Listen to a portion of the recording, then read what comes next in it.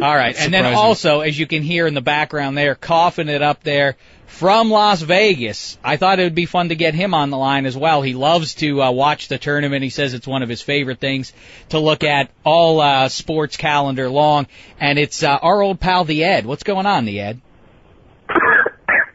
Hello. You all right there, the Ed? I heard you coughing there. I was worried about you. Man, I don't know. I don't even smoke. Well, good. I'm glad to hear that because a man of your advanced age shouldn't be indulging in the nicotine like that. But, hey, the Ed, so sit tight there for 1 second, and I appreciate you making the time because when I got you on the line just before we started up here, he had to step out of a sports book. He loves to be in the book watching all those tournaments.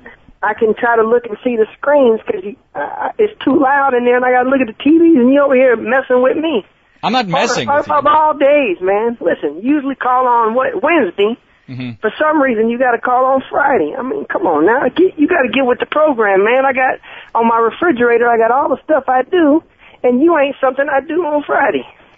Well, listen, I'm sorry to inconvenience you. I didn't realize it was so bad for you to have to talk to me. I thought it would be fun to yap about the tournament. Isn't this a glorious time of the year? Yeah, if you win money. Yeah, well, that's true. And, of course, people have signed up on the Ed Super Deluxe website to be a part of his tournament. People at ESPN.com and at 710ESPN.com are in the tournaments there, and you can check on your progress by going to 710ESPN.com, the homepage there. And, Sass, before we start watching here, because the game still hasn't tipped off the second half yet, I wanted to share a little note I got from one of our listeners, Pat in Chicago.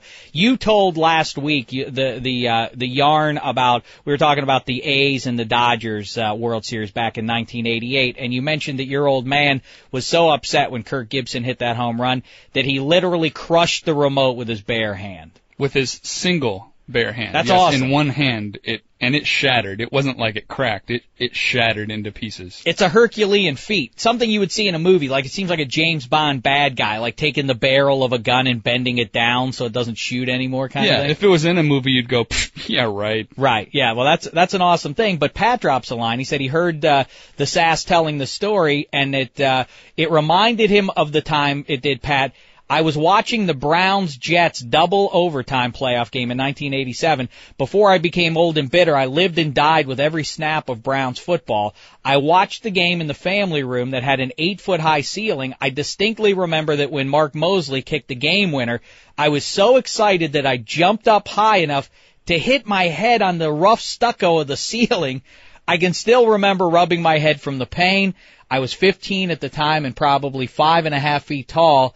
Kind of like the Ed is right now. Like yourself, I've never had much in the way of athletic ability. There's no way I hit my head on that ceiling, and yet that's what my memory tells me. Weird. Pat in Chicago. How about that? That was a pretty good one there, the Sass. Your old man. I knew you liked the Browns. I knew you liked them. No, that's somebody who listens to the show. I don't like the Browns yet. But what about before, again, the second half is underway, and Pitt is officially tied with the 16 seed East Tennessee State. Oh, my God. Don't laugh about this, Ed. I will not stand for you mocking this. This is not acceptable, what's happened so far. All you had to do is look at my Excel spreadsheet, and I told you Pittsburgh going to have a tough time with East Tennessee State. You think they're going to win the game, though, right? By 2 points. 2 points. That's how much Pitt's going to win. Ask anybody on your website or on your message board, or ask Vin Scully or anybody. No. All right, I'm going to put a call into Vin in just a second here. Sam Young just got rejected by the rim, it looks like. This is not good. Pitt with 26 points at the half against I don't want the laughter yet. I don't appreciate it. But all right, while it's early on in the second half here, what do you think about the talk about Jay Cutler maybe going in exchange for the Browns, or maybe the possibility of a 3-way trade? Brady Quinn maybe getting sent out to Denver. It's a big mess. As far as I'm concerned, and I said this at the top of the week there, I feel like Jay Cutler is in the right here. I would be outraged too. I would want out of there. The coach has made, McDaniels has made it perfectly clear that he would like someone else to be his quarterback. People seem to suggest that this is Cutler being petulant by wanting to be traded. The coach has made it clear he doesn't want Cutler to be a starting quarterback. I wouldn't want to be in that situation either. How do you say, Ed? Well, you know what? I think Jay Cutler is definitely in the wrong on this. I'm sure Jay Cutler goes at home at night and gets mad at like wide receivers and go, hey, this guy shouldn't even be playing. It just happens that it's his turn that somebody said he shouldn't be playing. The Broncos get to Brady Quinn. They're going to win the Super Bowl. They'll be odds-on favorites to win the Super Bowl. They get to Brady Quinn. All right. I mean, and they know it. And that's probably what's going to happen. Because, listen, Jay Cutler, he's overrated anyway, man. The guy, he's an all-right quarterback. But, man, he thinks he's John Elway. He had the nerve to say he had a better and stronger arm than John Elway. All right, listen. I don't even like John Elway, but I know that's crazy. He's in the first third of his NFL career. Isn't it a little too soon to declare that he's mediocre? Or, for that matter, I thought it was ridiculous. They did it to Achilles Smith. Well, listen, that's a little bit different, isn't it? Achilles Smith. Why is it a little bit different? Because Jay Cutler has had some magnificent games and some magnificent stretches in his career. Achilles Smith never had a good quarter in the NFL. I don't know about that. I mean, well, look I don't know what stretch Jay Cutler's had that's been so great. What? They didn't even win 10 games never with him. Well, coming out of the gate this season alone, he was looking terrific. Look, they won a cheat game. Something happened. That's was fair. Right, I don't know. Who knows what happened, game, but he ain't no good. That's all I know.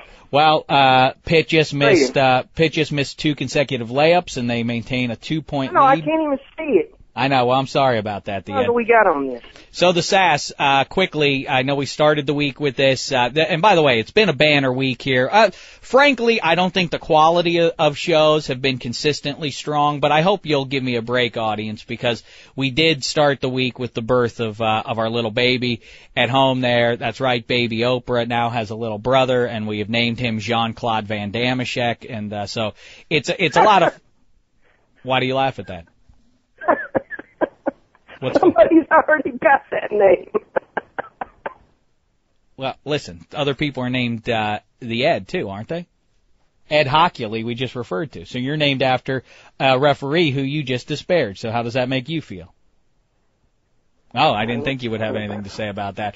But we started the week with Skylar the Sass filling in for me, and I called in from the maternity ward. I thought and from there, it just got worse. Well, I don't know about that. No, I mean, I thought that maybe was the low point. But the Ed, wouldn't you like to say something nice about me having the baby and everything?